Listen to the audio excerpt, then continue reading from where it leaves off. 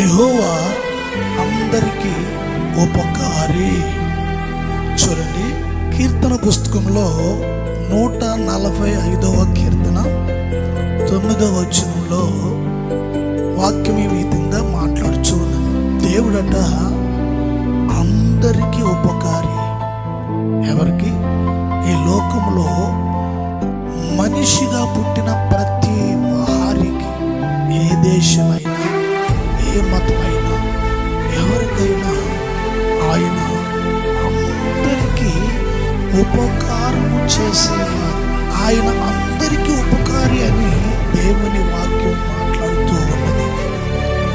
మనుషులు అనేకులు దేవుణ్ణి సేవించలేని వారికి కూడా ఆయన ఉపకారి. నాస్తికులు దేవుడు లేడు అని వాదించేవారు, ఆస్తికులైన నాస్తికులైన అందరికీ కూడా దేవుడు ఉపకారి.